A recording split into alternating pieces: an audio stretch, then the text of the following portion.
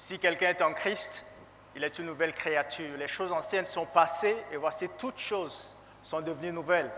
C'est en substance ce que la parole de Dieu nous dit dans 2 Corinthiens au chapitre 5 au verset 17. Ainsi, à partir du moment où nous acceptons Jésus-Christ comme notre Seigneur et Sauveur, nous acceptons de facto sa seigneurie sur notre vie et sur tout ce qui nous concerne. C'est d'ailleurs pour cela que l'apôtre Paul dira, ce n'est plus moi qui vis, mais c'est Christ qui vit en moi. Parlant de l'apôtre Paul, il dira aussi dans son premier épître aux Corinthiens, toujours inspiré par le Saint-Esprit, dans 1 Corinthiens au chapitre 6 à partir du verset 19, il leur dira, vous ne vivez plus, vous ne vous appartenez plus à vous-même, car vous avez été rachetés à un grand prix. Et ce prix, c'est le sang de Jésus-Christ.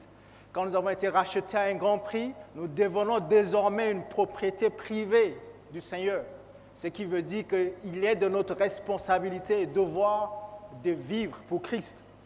Vivre pour Christ, c'est le thème de notre émission de ce soir. Et nous recevons pour en parler le jeune serviteur de Dieu, le pasteur Dinodi Olivier, avec qui nous évoquerons à travers son témoignage dans la chrétienté, son parcours spirituel qui fera office d'explication par rapport à ce thème de vivre pour Christ. Bienvenue à toutes et à tous dans ce nouveau numéro du talk show de l'Église de la Parole de Vie. Pour la présentation, je suis votre bien-aimé Risteva, Master Risteva. On se retrouve donc tout de suite après le générique.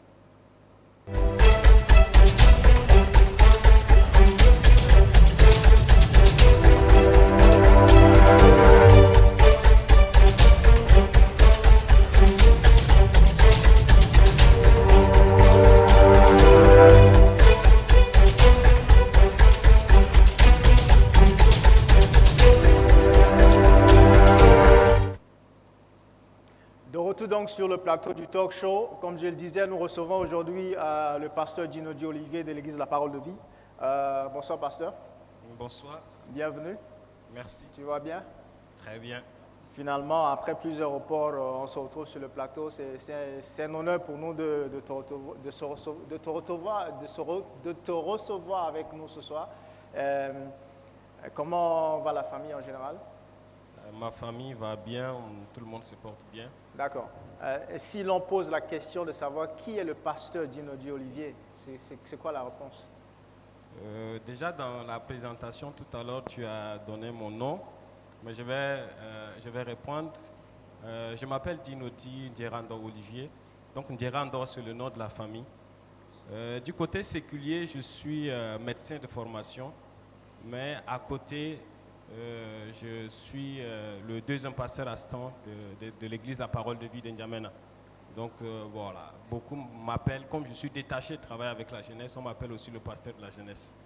Donc voilà, en grosso modo, ce que je peux dire de moi-même, je suis marié à une charmante épouse qui s'appelle Milamon Patricia. Dieu nous a fait grâce d'avoir un garçon, Dinodi Excel. Et voilà, tout va bien, toute ma famille va bien. Merci pasteur. Est-ce que tu es l'aîné de ta famille? Je suis issu d'une famille, voilà, d'une fratrie de 8 enfants. Donc je suis 5e. Nous sommes 5 garçons et puis 3 filles. Donc au total, nous sommes 8, tous vivants. Super. Merci. Je le disais à l'introduction que notre thème aujourd'hui parle de vivre pour Christ. Ainsi, nous te recevons afin de parler de ton témoignage personnel. Comment est-ce que tu as connu le Seigneur Jésus-Christ? Comment est-ce que tu marches avec lui depuis le jour de ta conversion jusqu'à maintenant? Et pour ça, il est important pour nous de connaître ton background familial. Dans quel genre de famille est-ce que le pasteur Dinodi Olivier a grandi? J'ai grandi dans une famille chrétienne. Mais dans cette famille, il n'y avait pas tellement de la rigueur en quelque sorte. Donc dans cette famille-là, les parents nous ont donné un peu la latitude de choisir où est-ce que nous irons, en restant vraiment dans le cercle chrétien. Donc tu vas voir que dans la même famille, nous les 8, tu vas voir que nous avons 2 personnes qui sont catholiques et les autres nous sommes protestants. Mais ce qui, je pourrais dire, c'est que Dieu m'a fait grâce d'avoir très tôt une mère qui m'a très tôt encouragé, comme toutes d'autres mères chrétiennes, à m'intéresser d'abord à l'école du dimanche. Donc, j'étais fréquemment à l'école du dimanche. Je venais vraiment à l'école du dimanche. Ma maman m'encourageait dans ce sens. Et c'est dans ce sens que petit à petit, j'ai pris le goût jusqu'à ce que je puisse rencontrer le Seigneur, parce que dire simplement être chrétien, venir à l'église, c'est autre chose, que de donner sa vie au Seigneur, c'est autre chose. Donc, je me rappelle avoir fait cette récitation quand j'étais encore à Bediondo, j'étais encore à l'école primaire, avant de faire mon entrée au cours préparatoire numéro 1. J'ai fait cette récitation comme tout autre enfant, donner sa vie au Seigneur, j'ai fait cette récitation.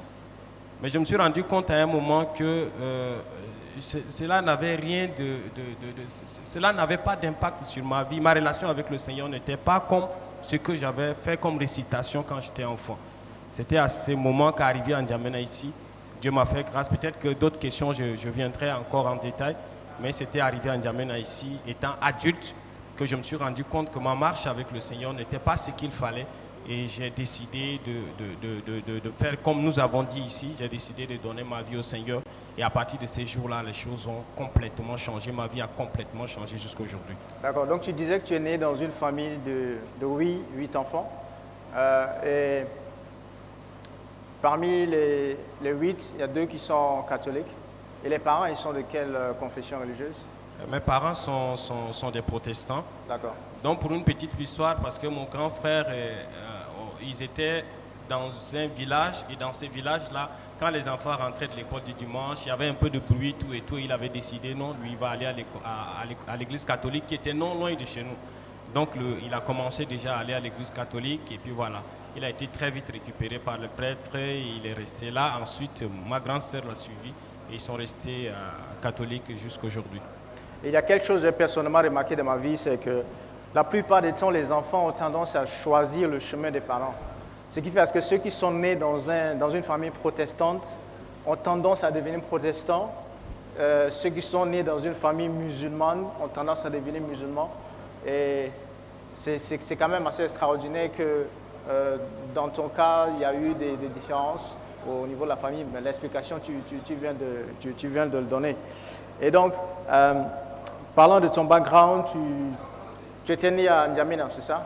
Oui, N'Djamena, oui. Et si je comprends bien, la semaine prochaine, c'est ton anniversaire? Oui, nous sommes aujourd'hui le 21, d'ici 3 jours. D'accord. Ouais. Donc, je serai en charge de récupérer tous les cadeaux qui seront orientés vers le pasteur Olivier. Il avait été dit, j'ai entendu dire que l'un des faits marquants de ta naissance, c'est le fait que tu sois né la veille de...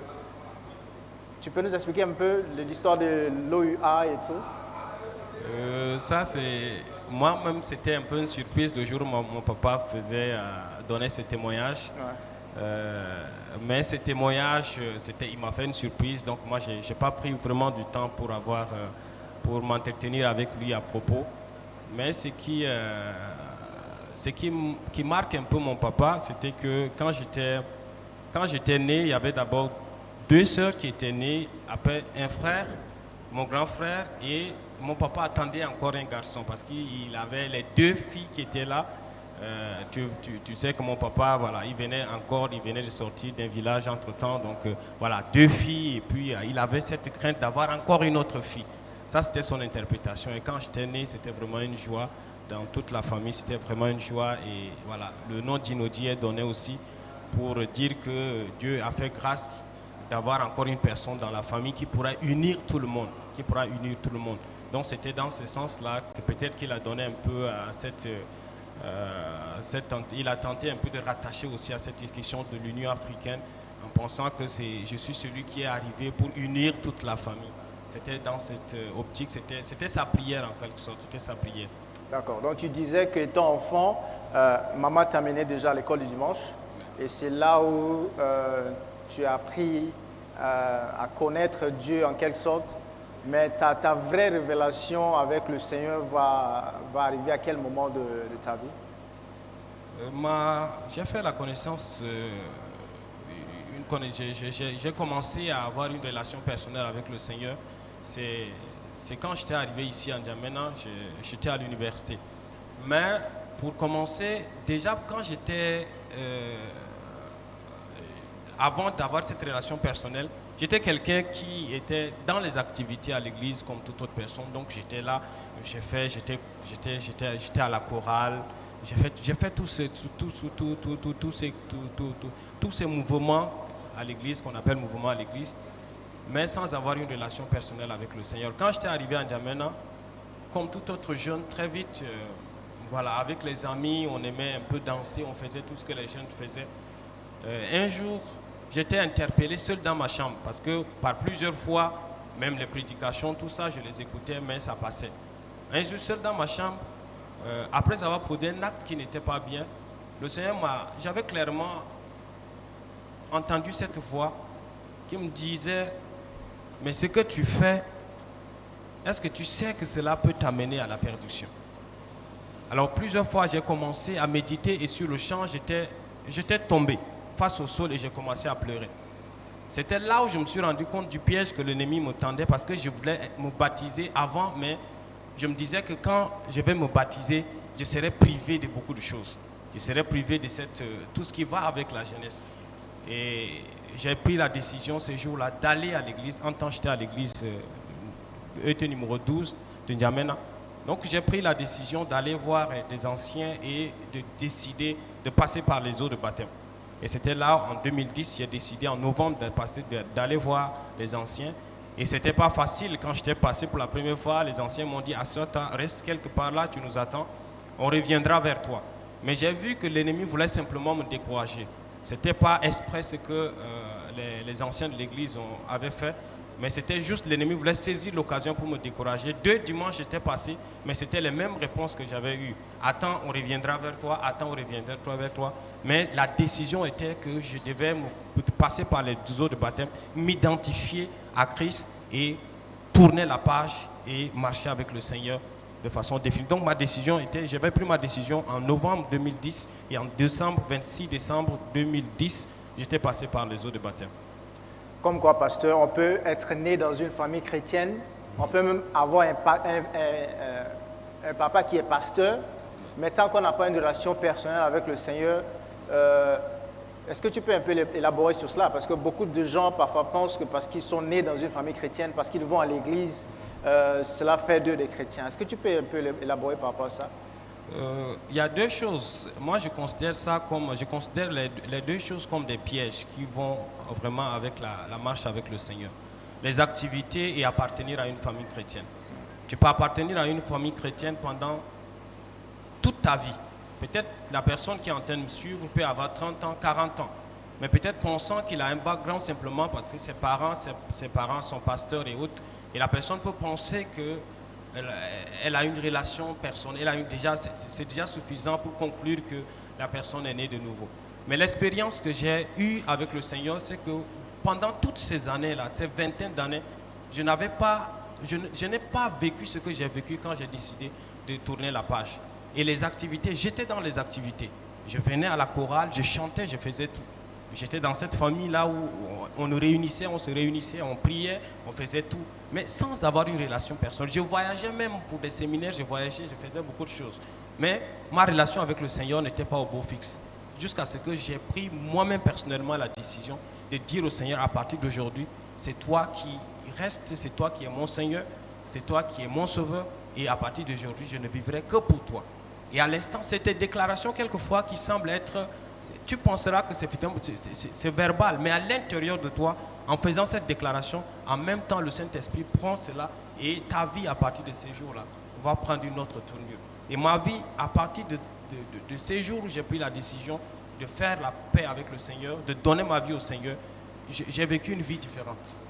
Donc il y a beaucoup de choses qui se sont passées à partir de ces jours-là jusqu'à aujourd'hui. Je crois que si seulement je n'avais pas pris cette décision, je ne serais pas au point où je suis aujourd'hui. Amen, amen, gloire à Dieu. Nous osons croire que cela peut être également votre expérience personnelle, amis internautes, vous qui nous suivez en ce moment. Donc, c'était déjà à l'université que tu avais décidé de consacrer ta vie au Seigneur. Et entre-temps, tu étais à l'église 12, c'est ça? Et comment s'est fait le transfert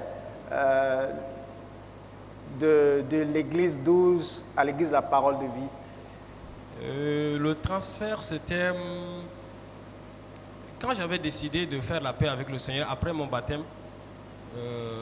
J'avais tellement soif de la parole, à tel enseigne que je me rendais partout, là où j'entends parler des rassemblements des chrétiens, où il y a les gens enseignent la parole de Dieu, je prenais part. Donc j'étais dans presque toutes les rencontres des chrétiens. En tant que la dénomination je ne prenais pas compte des dénominations. Et c'est dans cette quête de connaissance qu'un jour, on m'a invité à une rencontre. Je crois que c'était la chorale qui avait organisé un concert, je crois, au ministère des Affaires étrangères. Et j'étais invité par Dr Grace. Et c'est quand j'étais là, et pendant que je cherchais à avoir la connaissance, j'écoutais les serviteurs de Dieu de par le monde, surtout les francophones. Et j'étais là ces jours-là et j'ai écouté le pasteur Nakeral prêcher. Et j'ai vu que c'était ce que j'attendais. Et il a donné un message, le message qu'il a donné était inachevé. Donc la suite devait se passer à l'église. Donc il dit le temps ne pouvait pas le permettre de finir ces jours-là, le thème qu'il avait développé. Donc il dit rendez-vous à l'église, allons tous à l'église. Ceux qui veulent finir ce message, nous suivre à l'église. C'était là où j'ai pris la décision d'aller. Et le message ne pesait, c'était une continuité, c'était un thème qui devait se débattre en plusieurs semaines. Donc je revenais, donc je faisais le culte du matin et je venais aux études bibliques chaque mercredi. Et c'est quand petit à petit je disais je vais aller au culte dans mon église le matin et puis voilà, je viendrai au culte aux études bibliques et puis voilà, je me suis retrouvé là. D'accord, super. Donc finalement, tu as pris goût et puis tu es resté. Voilà, je suis resté. Notre thème aujourd'hui, c'est vivre pour Christ. Comment est-ce que tu définis vivre pour Christ? C'est quoi vivre pour Christ? Je dis vivre pour Christ tel que c'est... Déjà à l'introduction, tu avais donné une très belle introduction pour ce thème. Comme l'apôtre Paul a dit, si je vis, ce n'est plus moi qui vis, mais c'est Christ qui vit en moi. Ce sont des versets quelquefois que nous récitons sans connaître la portée, la profondeur de ces messages-là. Moi, je m'en vais aller sur mon témoignage personnel. Quand j'avais pris la décision de suivre, de dire au Seigneur qu'à partir d'aujourd'hui, ma vie ne m'appartient plus. Parce que je dis, en m'identifiant au Seigneur par le baptême, je me suis dit, je suis mort et ressuscité avec Christ.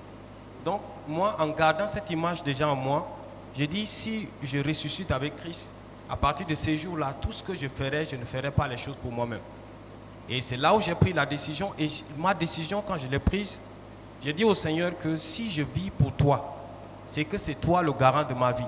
À partir de ces jours-là, ce n'est pas un mépris envers mon père, ce n'est pas un mépris envers ma mère, mais c'est toi le garant de ma vie. Si je vis pour toi, c'est toi qui, à partir de ces jours, tu t'occuperas de moi. Les parents pourront faire ce qu'ils peuvent faire, mais moi, en cas de si quelque chose manque, c'est vers toi que je vais me tourner. Parce que c'est toi, je vis pour toi à partir de ces jours-là. Donc moi, déjà, la décision que j'avais prise là, après, j'ai vu cette décision dans la vision de l'Église, la parole de vie après. Donc après, je me suis dit, le Seigneur ne m'a pas rapproché à cette vision, pas pour rien, mais c'était à dessein. Donc je me suis dit, à partir de ces jours-là, j'ai dit au Seigneur que ma vie ne m'appartient plus. Donc je vivrai que pour toi. C'est pourquoi tout ce que je vais vouloir le faire, je me pose d'abord la question. Est-ce que ce que je fais, si Christ, ça aurait été Christ, est-ce que Christ fera ce que je vais faire? Donc pour toute décision, pour tout acte que je pose, je me pose toujours cette question. Voilà les implications qui vont avec cette déclaration que nous faisons. Vivre avec Christ. Si je vis, ce n'est plus moi qui vis, mais c'est Christ qui vit en moi. Si Christ vit en toi, tout ce que toi, tu es comme un engin, mais c'est Christ qui doit conduire ta vie. C'est la direction, c'est Christ qui doit te donner la direction de ta vie. Ce n'est pas à toi de donner une direction de ta vie. Et Christ va te suivre. C'est Christ qui est au devant. Toi, tu ne fais que suivre Christ. Donc, à partir de ces jours-là, quand j'ai fait cette déclaration, bizarrement, à un moment, c'est comme si les portes se ferment. Donc, j'étais là, étudiant. Maintenant, c'est mes parents qui devaient au début m'envoyer un peu d'argent chaque fin du mois. Mais les choses se sont passées de telle sorte que c'est comme s'ils m'oubliaient. Et en tant que le Seigneur faisait, ce que j'avais dit dans ma prière là. Donc je voyais comment le Seigneur intervenait dans mes besoins. Le Seigneur intervenait de manière où ma confiance a commencé à se bâtir à partir de ce moment-là, à partir de cette déclaration que j'ai faite et des choses que j'ai vécues avec le Seigneur. Donc, en faisant cette déclaration, en disant, si je vis, ce n'est plus moi qui vis, mais c'est Christ qui vit en moi. Vivre pour Christ, ça veut dire que dès l'instant où tout ce qui concerne ta vie, ça doit être pour le Seigneur. Ce n'est pas pour toi, mais ça doit être pour le Seigneur. C'est pourquoi tu te réveilles pour tout ce que tu dois faire. Tu dois te rendre quelque part, tu dois te poser toujours la question, si ce que tu es en train de faire est vraiment pour le Seigneur. Et ça doit être pour tous les chrétiens. À l'instant où tu fais cette déclaration et tu dis au Seigneur, Seigneur, je t'accepte comme mon Seigneur et Sauveur personnel. Quand une personne est ton Seigneur, la personne devient le maître de ta vie, c'est lui qui dirige ta vie. Mais une chose qui va avec, c'est de ne pas être piégé par cette mentalité de dépendance et de penser que, en disant je vis pour Christ, celui qui ne comprend pas va finir par être un paresseux. Ce n'est pas ça. Tu vis pour Christ, mais tu as ta responsabilité. Tu sais qu'étant chrétien, quand tu es né, l'homme, la première bénédiction que Dieu a donnée à l'homme, c'était le travail. Donc ce travail-là continue. Tu continues, fais ce que tu as à faire, mais ce que tu as à faire, pose-toi la question si ce que tu fais est inscrit dans la volonté de Dieu. Amen, pasteur. Et pour étayer ce que tu viens de dire, la Bible nous dit dans Colossiens au chapitre 2, verset 6, elle nous dit « Ainsi donc, quand vous avez reçu le Seigneur Jésus-Christ, marchez en lui. » Et tu as dit qu'à partir du moment où tu as fait la déclaration de vivre pour Christ, les difficultés ont commencé à surgir. Ouais. Ça signifie que le diable essaye de te rappeler à l'ordre, en fait. Ouais. Et comment est-ce que tu as fait pour dépasser ces challenges, ces défis? Et quel genre de conseil est-ce que tu peux donner à quelqu'un qui décide de marcher réellement pour le Seigneur? La première des choses que je pourrais, comme j'avais dit, moi déjà, juste après, quand j'ai pris cette décision, moi j'étais la personne qui était parmi tous ceux qui sont sortis de cette famille, j'étais la personne qui était plus proche de ma mère. Donc déjà en 2010, en 2011, c'est elle qui me soutenait en tout. En 2011, elle était décédée. Donc quand elle était décédée, déjà, moi j'avais déjà tout ce que je me disais, j'ai dit, je vais faire ma part. Ma part, c'est de vivre pour Christ. Ma part est de faire de telle sorte que il n'y ait pas une séparation entre moi et le Seigneur. Donc c'est pour dire qu'une séparation, je fais de telle sorte que je m'efforce tous les jours à mettre en ordre ma vie. Et moi, quand je mets en ordre ma vie, je rappelle au Seigneur, je dis, moi j'ai déjà fait ma part de responsabilité. Je reviens vers toi. Et on doit faire de telle sorte de vivre la vie, ce qu'on appelle une vie de foi. Et pour vivre une vie de foi, la Bible nous rappelle dans Romains 10, 17, la Bible dit, la foi vient de ce qu'on entend vient de la parole de Dieu. Et pour avoir cette foi, nous devons nous accrocher à la parole. Et pour nous accrocher à la parole, quand j'ai commencé d'abord à chercher. Je voulais être versé dans les Écritures, comprendre comment les choses fonctionnent. Parce que je sais que c'est mon Père qui m'a laissé ce testament. Et tout ce que je pourrais avoir comme solution à tout problème se trouverait dans cette Bible-là. Et c'était ainsi que je commençais déjà ma vie de prière et ma vie de méditation. Les deux choses-là, ça, je m'étais tellement accroché. Tout ce que je faisais, je revenais toujours au Seigneur. Je priais que Dieu me donne la foi, Toutes les fois où je pense que je suis en train d'être épuisé par mes forces, je reviens au Seigneur et je demande au Seigneur, viens toujours me donner la foi. Donc le conseil que je pourrais donner à une personne qui décide de marcher avec le Seigneur ou décide de donner sa vie au Seigneur, sachez que la chose qui pourrait vous aider, c'est que vous devez apprendre à connaître ce Dieu. Absolument. Tu dois apprendre à connaître ce Jésus. Tu as confessé Jésus, mais tu dois apprendre à confesser parce que dès l'instant où tu acceptes le Seigneur, tu intègres un royaume. Et ce royaume fonctionne avec des principes. Et tu dois comprendre comment ce royaume fonctionne. Et c'est là où j'ai commencé à lire, à étudier la Bible et à méditer. Donc j'avais un cahier, je me rappelle ce cahier se trouverait quelque part encore. En 2010-2012, j'avais un cahier où chaque fois que je lisais la Bible, je méditais, j'écrivais la pensée que le Seigneur me disait et j'essaye de faire un compte rendu de tout ce que j'ai lu comme méditation et je fais sortir les sujets de prière et puis ensuite c'était comme ça que dans ma vie a commencé par là et ma confiance a commencé à augmenter jusqu'à ce que j'arrive au point où je suis. Donc la prière et la méditation, les deux choses, si nous venons à peine de commencer avec le Seigneur, nous ne devons pas perdre de vue. Ce sont les deux choses qui pourront nous donner cette force qu'il faut. Parce que c'est en cela que nous pouvons aller vers le Seigneur et recevoir ce qu'il faut pour nous, pour être debout et marcher avec lui. Amen. Donc pour vivre pour Christ, le pasteur vient de nous dire, nous avons besoin et de la prière et de la méditation de la parole de Dieu. Quand la Bible nous dit dans 1 Thessaloniciens 5, 17, priez sans cesse. Et dans Romains 10, 17, la Bible nous dit que la foi vient de ce qu'on entend. Donc afin de pouvoir vivre pour Christ, nous avons besoin de ces deux choses. Pasteur, mais maintenant, on ne peut pas vivre pour Christ tant qu'on ne le connaît pas. C'est-à-dire, pour vivre pour Christ, il faut d'abord l'accepter comme son Seigneur et Sauveur. Il faut être né de nouveau. C'est quoi être né de nouveau? Parce que souvent, il y a beaucoup de chrétiens, quand tu leur poses la question, est-ce qu'ils sont nés de nouveau? Ils ne savent pas comment répondre à cette question. C'est quoi exactement être né de nouveau? Être né de nouveau, je vais peut-être nous lire juste un texte. La rencontre de Jésus avec Nicodème. J'aime revenir sur ces passages. C'est plus simple et ça pourrait nous permettre de très vite définir. Donc Jean 3, je vais peut-être lire les deux ou les trois premiers versets simplement.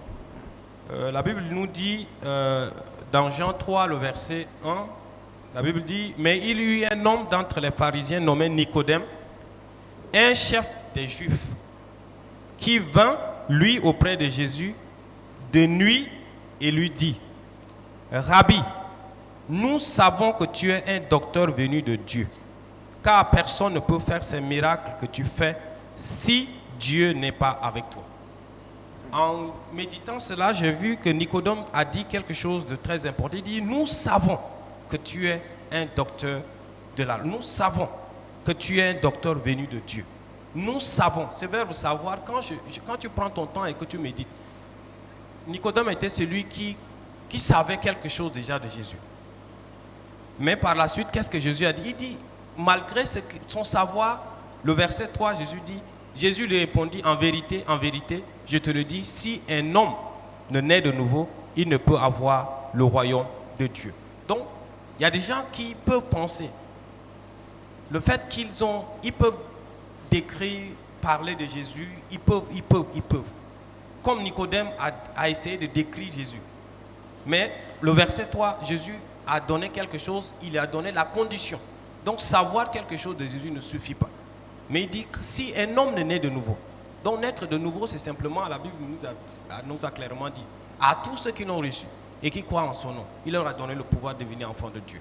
Donc, tu dois ouvrir la bouche et de confesser. Tu acceptes le Seigneur. Dès l'instant tu dis, Seigneur, je t'accepte comme mon Seigneur et Sauveur personnel. C'est cette confession-là qui fera de toi cette nouvelle personne dont la Bible parle ici. Et à l'instant où tu fais cette déclaration, la Bible nous a dit, les choses anciennes sont passées. Et voici toutes choses sont devenues nouvelles. Donc la page va être tournée à partir de cet instant. Tu deviens enfant de Dieu quand tu fais cette déclaration. Donc ici, savoir quelque chose ne suffit pas. Tu es là, tu viens tout le temps à l'église. C'est pourquoi on dit qu'il y a des théologiens qui sont comme des historiens. Il y a des gens qui enseignent la théologie, peuvent enseigner toute la Bible et très bien enseigner, sans être nés de nouveau, sans avoir une relation personnelle avec le Seigneur. Absolument. Donc c'est qui va avec tous ceux qui pensent que le fait qu'ils savent quelque chose du Seigneur suffit. Non. Ils doivent se poser la question. S'ils ont une relation personnelle, s'ils ont donné réellement leur vie, ils ont fait cette confession de toute conscience. Quand je dis de toute conscience, c'est pour dire que étant enfant, il y a des récitations, il y a des gens qui font ces déclarations-là sans conscience, sans être conscient de ce qu'ils disent. Absolument. Et la Bible nous dit dans Romains 10, verset 9, que si tu confesses de ta bouche le Seigneur Jésus et tu crois dans ton cœur que Dieu l'a ressuscité des morts, tu seras sauvé. Et donc cet aspect de confession c'est tellement important. Et si vous nous suivez en ce moment et que vous n'êtes pas encore né de nouveau, vous n'êtes pas sûr si vous avez donné votre vie au Seigneur Jésus-Christ, nous venons de le dire, le pasteur vient de le dire, il faut le confesser de votre bouche. Et il y a un aspect important aussi qu'il faut dire, pasteur, c'est que être né de nouveau, ce n'est pas une expérience physique en fait. C'est spirituel. Donc, ce n'est pas que tu es né de nouveau, tu sens que ma peau a changé. Non, ce n'est pas physique, mais c'est spirituel. C'est spirituel, oui. Ouais. Donc, comme tu as dit, la nouvelle naissance, ce n'est pas... c'est par là, si tu suis, Nicodème a dit, mais je suis déjà grand, comment je peux encore naître de nouveau, tout et tout. C'est une expérience personnelle, une expérience spirituelle. Donc, nous savons que nous avons... comment je peux expliquer? Je voudrais expliquer par des termes, des terminologies assez simples. Quand une personne est née de nouveau, vous savez ce qui se passe, c'est que l'Esprit de Dieu descend. Donc quand l'Esprit de Dieu descend, il vient au contact de ton esprit. Et à partir de cela, il y a une régénération. Il y a quelque chose qui commence à partir de cet instant.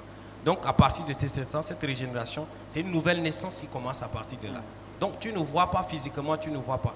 Mais intérieurement, il y a quelque chose qui se passe. Ouais. Donc il y a ceux qui ont vécu l'expérience étant adultes peuvent comprendre le jour où ils ont décidé de faire la paix, d'accepter le Seigneur. Il y a quelque chose d'assez particulier qui se passe à l'intérieur d'eux. Quelquefois, c'est une sorte de paix qui descend. Il y a quelque chose qui se passe, qui dépasse le langage humain, qui se passe. Donc ça, tu me voyais en train de vouloir expliquer, c'est une dimension qui dépasse le langage humain. Bon, pour expliquer, moi je dirais simplement que c'est une sorte de régénération qui se fait à l'intérieur par le pouvoir du Saint-Esprit sur l'esprit de l'homme.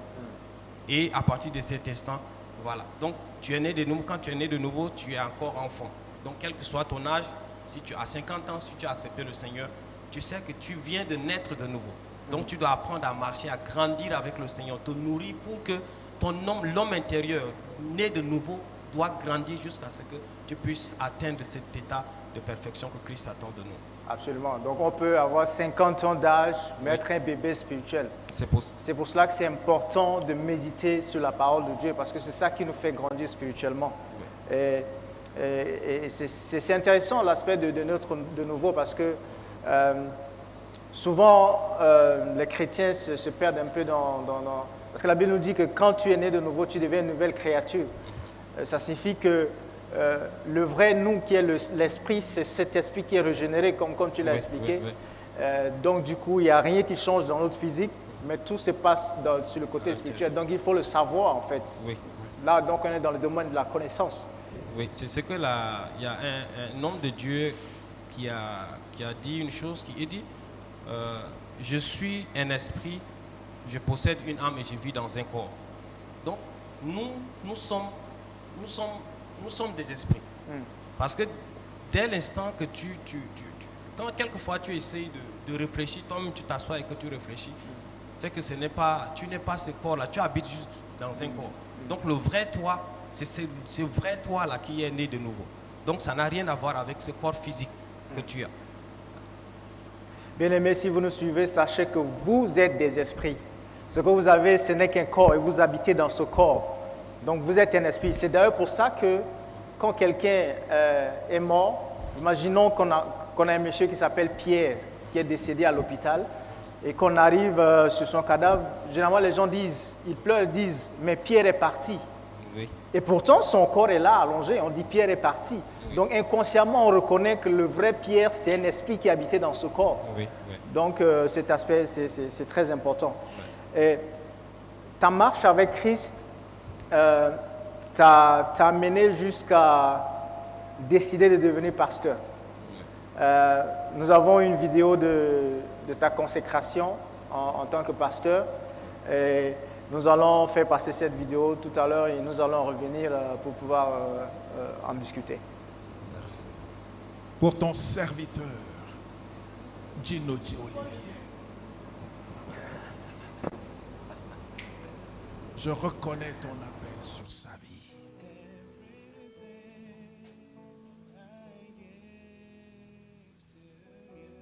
Et je lui impose les mains. Au nom puissant de Jésus. Que cette lumière en lui jaillisse. Que le Tchad découvre ce que tu as donné à ce garçon. Que l'Afrique découvre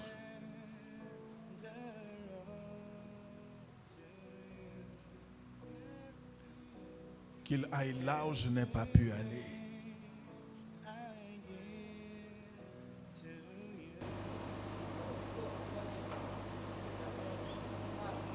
À Accorde-lui sagesse.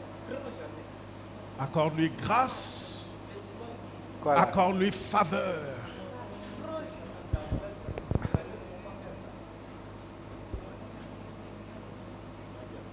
Qu'il équipe la jeunesse. C'est toi qui as filmé, non? Qu'il bâtisse une jeunesse forte. Une jeunesse intelligente. Une jeunesse stable.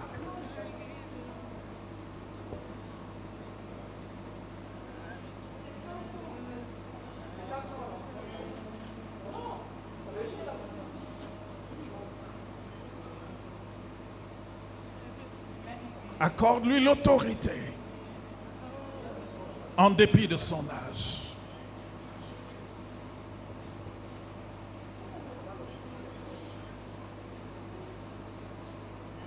Change les vies par lui. Change même sa communauté.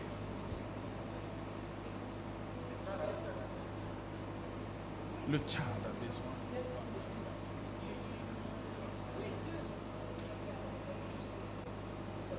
Je te prie pour son épouse Patricia.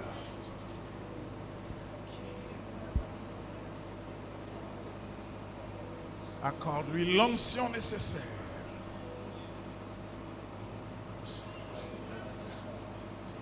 De soutenir ton serviteur. Saint-Esprit, touche sa vie.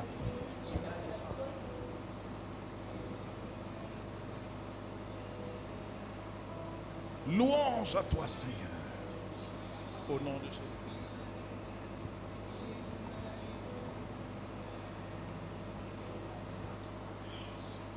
Donc c'était là la vidéo de ta consécration en tant que pasteur. Ça s'est passé l'année dernière, le 14 octobre. C'est une date assez spéciale pour toi.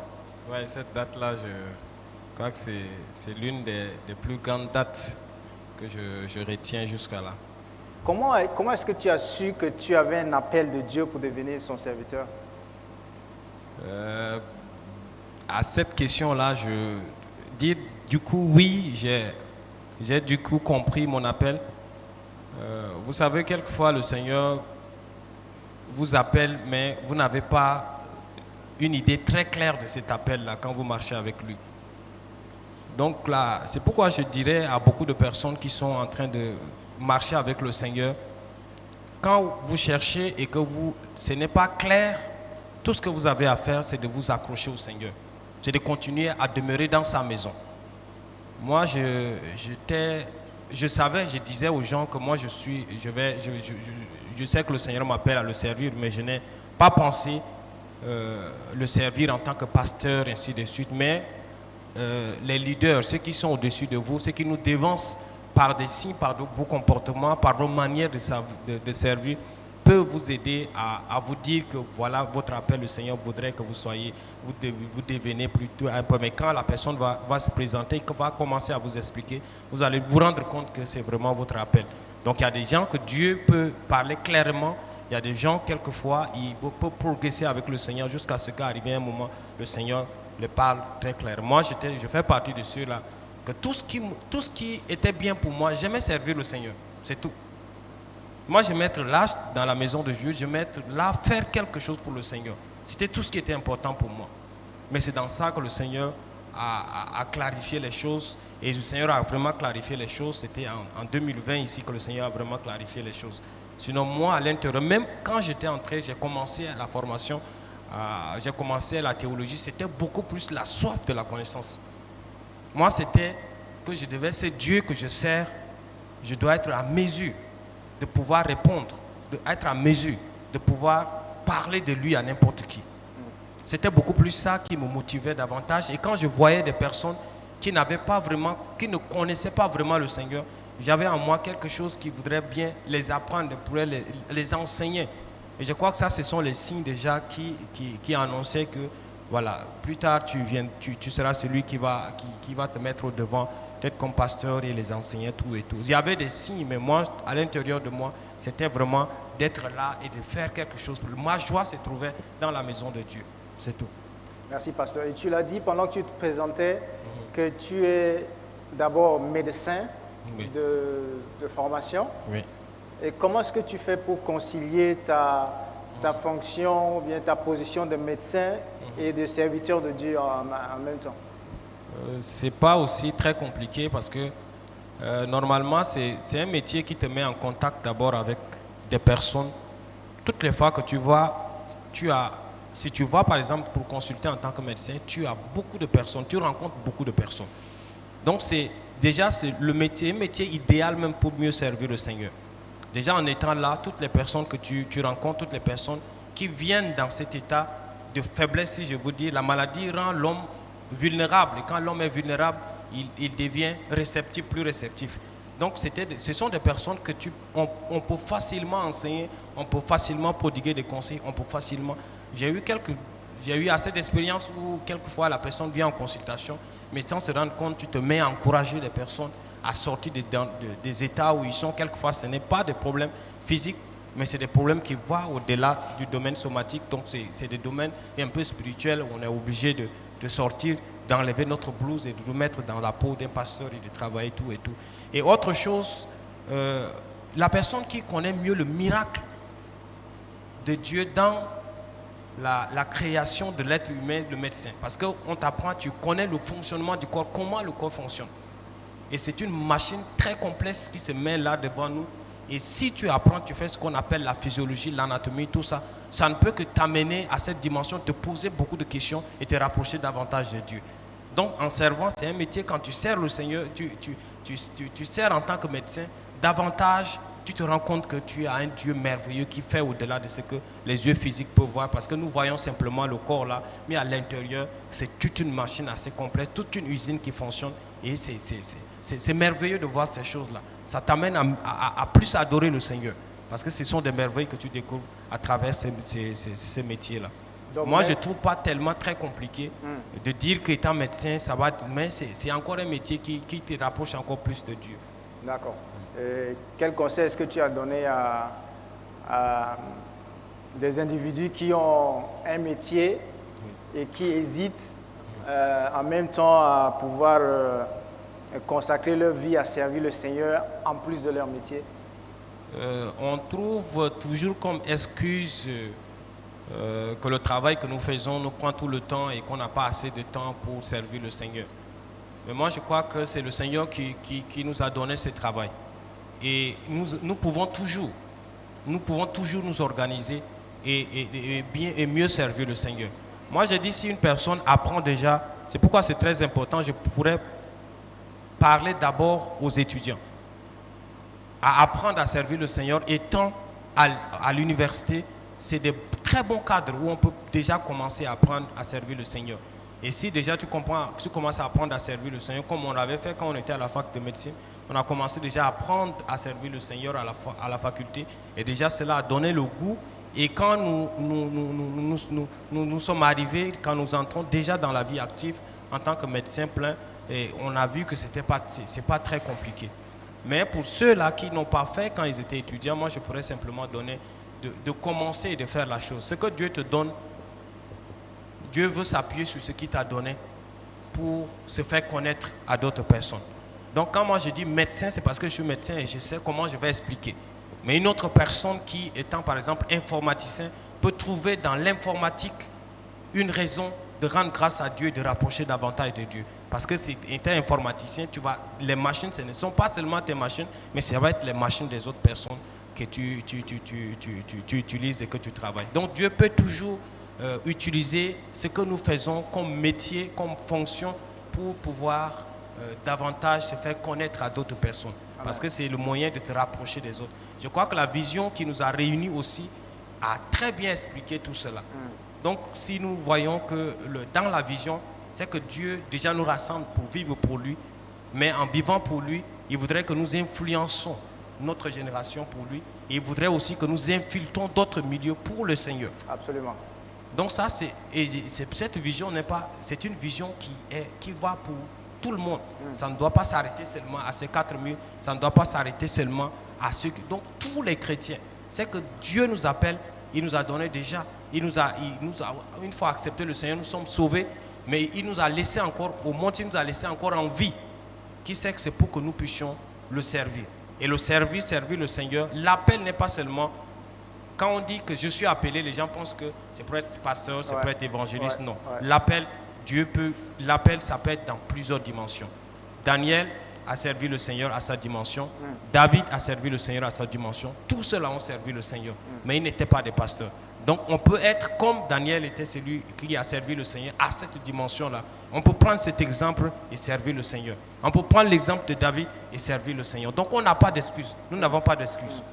Absolument, pasteur. Donc, nous ne sommes pas tous appelés à devenir pasteurs, mais quel que soit le métier dans lequel nous nous trouvons, ce n'est qu'un canevas que Dieu utilise afin que nous puissions propager sa bonne nouvelle. Parce que la priorité même de Dieu, c'est la proclamation de l'évangile, en fait. Donc, c'est, comme tu viens de dire, c'est l'occasion pour nous, quel que soit le métier que nous exerçons, d'être témoins pour Christ et de vivre vraiment pour lui. On a vu dans la vidéo de l'ordination que le pasteur avait également imposé la main à ta femme, à l'os de tes os, la chair de ta chair. Oui. Quel rôle est-ce qu'elle joue dans ton ministère en tant que pasteur? Quel apport est-ce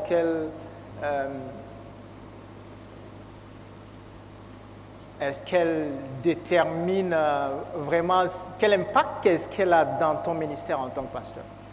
Moi, l'impact que je pourrais commencer déjà par... au début, ce n'était pas facile. Moi, je me disais que je n'avais pas assez de temps. Donc, disons que si Dieu te fait grâce d'avoir une femme, mais une femme qui voudrait que tu sois tout le temps à côté d'elle, ça va déjà constituer un obstacle. Et moi, je me suis rendu compte que mon épouse me comprend dans ce sens. Et déjà, moi, quand elle me comprend dans ce sens, si je sors, je rentre tard et qu'elle sait que je rentre pour quelque chose, elle n'en fait pas un problème. Donc, vous savez que beaucoup de serviteurs de Dieu, je suis encore à un début, je suis encore à 3 ans, c'est pourquoi je ne me permettrai pas d'aller encore très bon dans certains détails. Mais j'ai vu que certains serviteurs de Dieu, juste parce qu'ils n'ont pas assez de temps, et leurs femmes finissent par craquer ou créer des problèmes, et il n'y a pas ce climat de paix pour servir le Seigneur à la maison. Moi, je vois que mon épouse, dans cela, je reconnais qu'à ce niveau, mon épouse me comprend beaucoup dans ce sens. Ou si je viens et que je peux quitter la maison, je peux aller à une retraite. Quand on ne tient encore, je peux aller en retraite. Je peux laisser elle et l'enfant, ils peuvent dormir, mais je peux aller en retraite. Je peux revenir. Tout cela, je vois que mon épouse, dans ce sens, elle me soutient. D'autre côté aussi, c'est que dans le domaine de prière, je sais que quelquefois, elle ne me dit pas, mais quelquefois, je la surprends, quelquefois en train de prier pour moi, ainsi de suite. Ça, c'est des choses qu'elle ne me fait pas savoir. Mais moi, ça me fait plaisir de la voir en dehors de moi prier pour ce que le Seigneur est en train de faire dans ma vie. Je crois qu'à ce niveau, elle m'accompagne vraiment dans cette tâche. Absolument. Chers amis internautes, si vous venez de prendre le train en marche, nous vous rappelons que vous êtes sur le plateau du talk show de l'Église de la Parole de Vie. Nous recevons aujourd'hui le pasteur Dinodi Olivier pour un thème assez intéressant. Il s'agit de vivre pour Christ. Vivre pour Christ, pasteur, c'est aussi... nous vivons dans un monde qui est rempli de péchés, en fait. Un monde où parfois on dit que l'esprit est disposé, mais le corps est faible. Comment est-ce qu'il faut faire pour pouvoir vivre pour Christ dans ces difficultés-là? Je dis, comme j'avais dit au début, je dis que ce n'est pas facile, surtout pour un jeune. Là, il faut l'avouer, ce n'est pas pour faire peur. Mais comme tu as dit, la Bible nous dit clairement dans le verset que tu as cité, nous pouvons trouver ça dans Marc 14, 38. On peut trouver, mais la Bible nous dit ce que Jésus a dit à Pierre, Jacques, tous ceux qui l'ont accompagné pour la prière. Il dit veillez et priez. Donc les deux choses disent veillez et priez. Moi, quand j'ai pris mon temps, que j'ai médité, le Seigneur m'a fait comprendre que veiller et prier ne veut dire pas venir rester là, éveillé jusqu'au petit matin et prier. Ce n'est pas forcément. Quand on dit veiller, c'est une vigilance. C'est une vigilance. On doit, dans notre marche avec le Seigneur, nous devons être vigilants.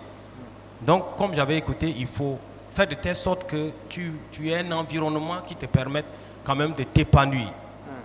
Comme la Bible nous dit dans Somme 1, quand nous lisons Somme 1, nous allons voir heureux ceux qui ceux qui s'appuient sur le Seigneur. Donc le Seigneur, dans ce chapitre, le Seigneur nous fait savoir que nous devons d'abord, en un premier temps, les moqueurs, les méchants, nous devons éviter pour un début, avant d'aller les évangéliser, pour un début, quand tu commences, tu ne peux pas continuer à t'asseoir avec les moqueurs, tu ne peux pas continuer à t'asseoir avec ceux qui n'ont pas une relation bien approfondie avec le Seigneur. Donc déjà, pour imprimer, ce qu'on doit faire pour mieux vivre avec le Seigneur, c'est de faire tout pour avoir un environnement qui pourrait t'aider à marcher avec le Seigneur. Moi, Dieu m'a fait grâce, et ce que j'ai dit, Dieu m'a fait grâce quand j'ai commencé à marcher avec lui. Tout autour de moi, les amis avec qui on était, ce sont des amis avec qui on a un même langage. On a un même langage parce qu'ils sont dans la foi, on a un même langage et on s'influence d'une manière ou d'une autre. Je disais toujours, j'ai l'habitude de dire aux jeunes, soit tu influences ou tu es influencé. Donc, qui tu influences et qui t'influence?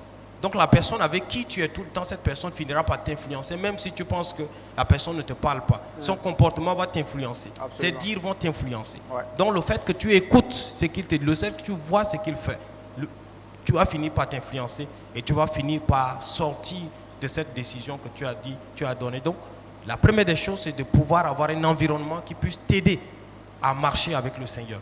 Et comme la Bible nous dit, c'est ça, veiller et prier. Parce que l'esprit est disposé. Si l'esprit est disposé, le fait que tu décides que tu es avec le Seigneur, l'esprit est disposé. Mais la Bible nous dit que la chair est faible. Donc de ne pas créer des conditions pour que cette chair-là puisse s'exprimer et te conduire très loin du Seigneur.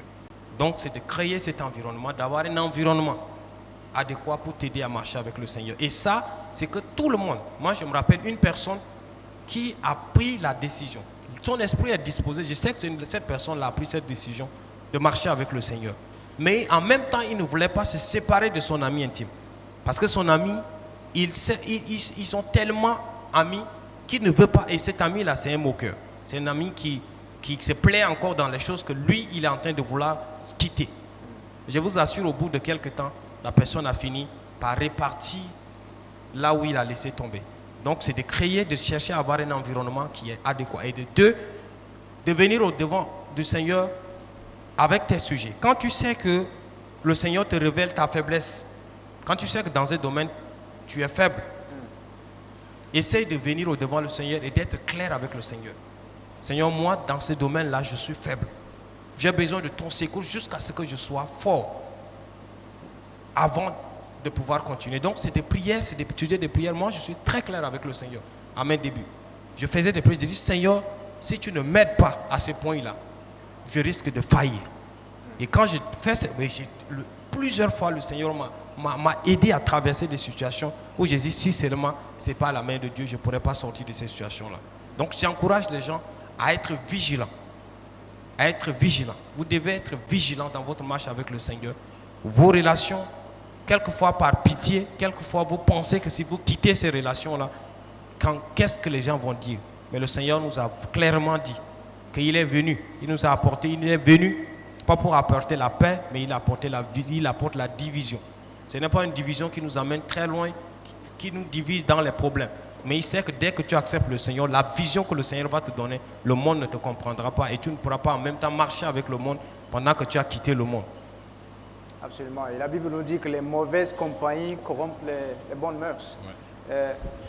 Pasteur, qu'est-ce que la Bible définit comme péché dans le Nouveau Testament? C'est quoi le péché?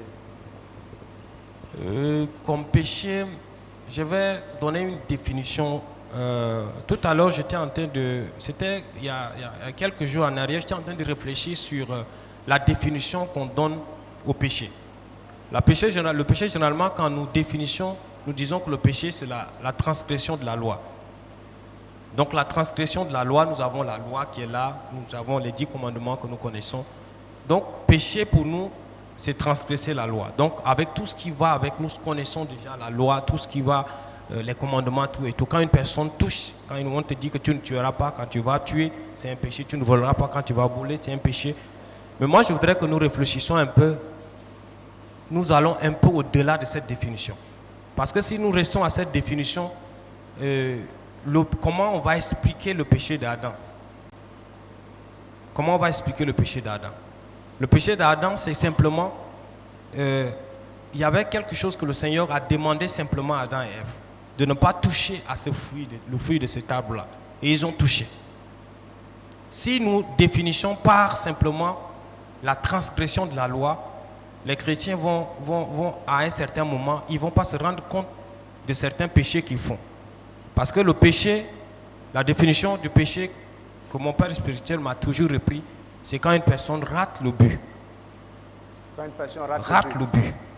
Wow. Un évangéliste peut sortir le matin, le Seigneur peut te mettre fortement à cœur de parler à une personne. Tu ne fais pas. Tu sors, tu fais sourd d'oreille, tu t'envoies, tu ne fais pas. Tu as raté ton but. Ça, c'est un péché. Ça, c'est un but. Donc, toutes les fois que nous ratons le but, en plus de la transgression de la loi, le tout, c'est un péché. Moi, c'est un péché. C'est un but qui est là devant toi, tu as raté le but. Et ça, si les chrétiens ont déjà cela à l'esprit, parce que le Seigneur va te demander, c'est une mission qu'il t'a donnée, il va te demander.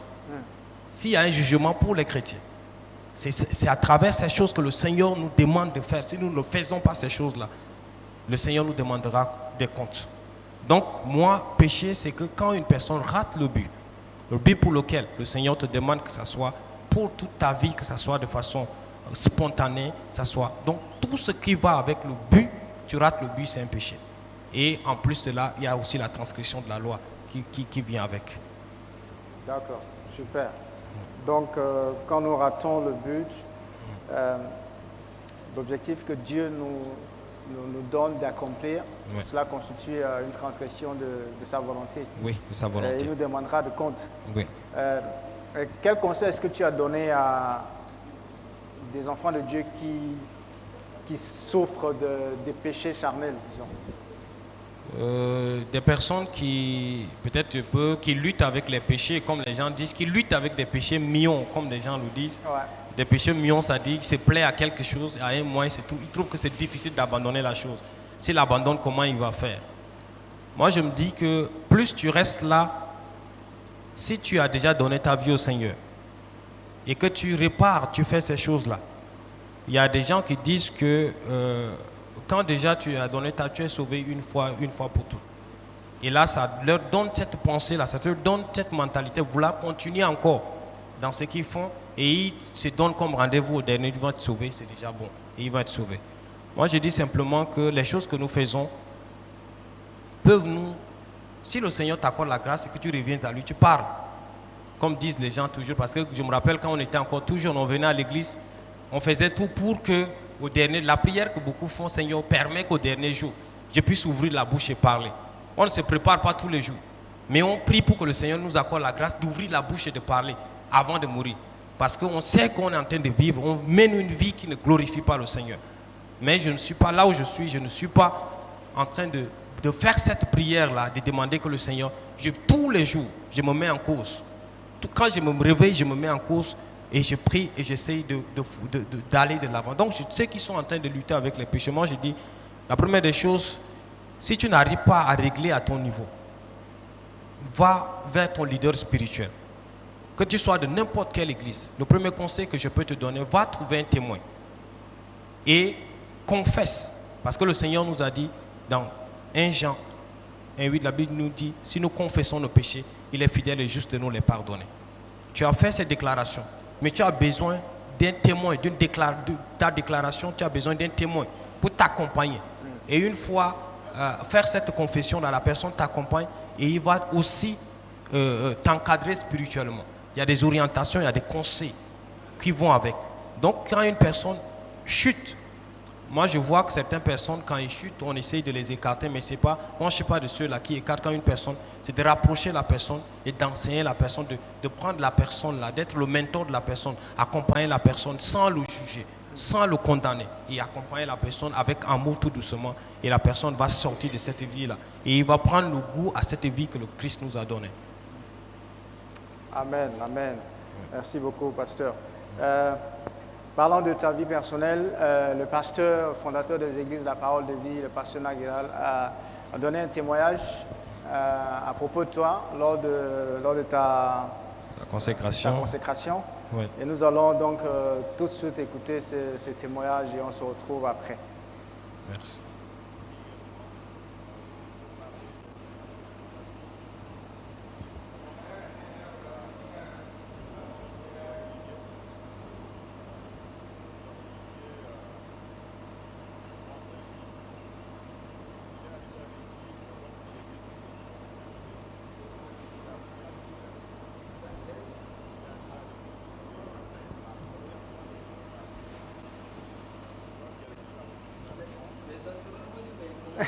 Il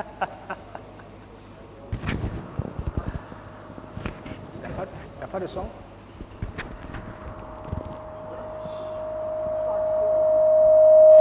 Non.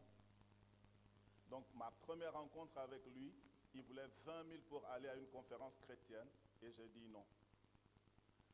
La plupart des personnes, si le pasteur leur dit non, ou si le pasteur élève le ton, le comportement change et ces gens-là s'en vont pour de bon, ou bien si le leader dit brièvement, s'il faut parler des uns et des autres, ça va être beaucoup. Mais si je commence par exemple par le plus jeune, Dr Olivier. Dr Olivier, pour moi c'est un fils. Il est arrivé à l'église lorsque l'église était de l'autre côté. J'ai appris à l'observer. Il est arrivé à l'église et ma première fois de le remarquer, je crois que quelqu'un l'a conduit vers moi. Il voulait 20 000 francs pour aller à un programme de Campus pour Christ. Ça, c'est la première image que j'ai eue de lui. Nous aidions beaucoup de personnes peut-être, mais ce jour-là, je lui ai dit non. Donc, ma première rencontre avec lui, il voulait 20 000 pour aller à une conférence chrétienne et j'ai dit non.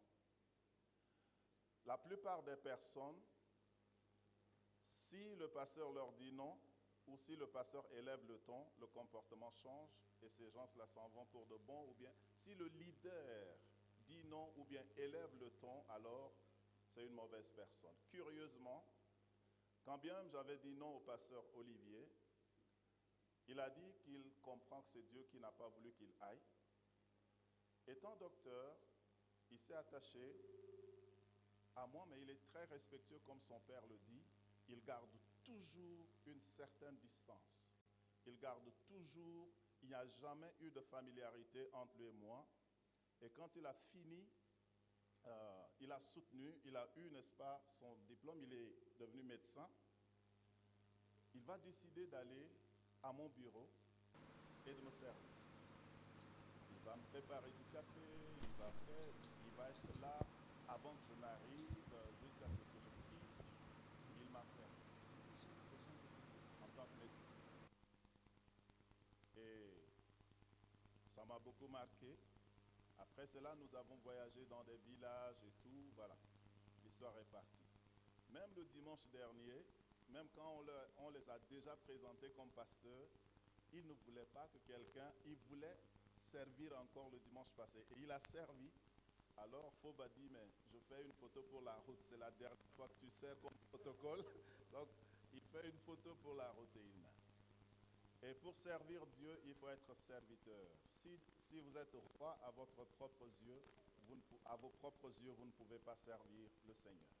Et il y a ces qualités-là qui sont en lui. J'aime bien aussi son intelligence. J'aime bien des personnes intelligentes. J'aime être autour des personnes intelligentes.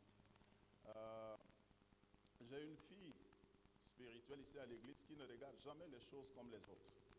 Quand vous voyez tout blanc, elle voit toujours rose ou bien noir. Malheureusement, elle a souvent raison. Malheureusement, elle a souvent raison. Et quand j'ai publié la liste, elle m'a envoyé un message, elle dit, ce sont des bonnes personnes. Je serai là. Donc ça dit beaucoup. Il y a des bons témoignages de vous, non seulement ce que vos épouses ont dit. Maître Alain, donc je commence du plus jeune, je commence.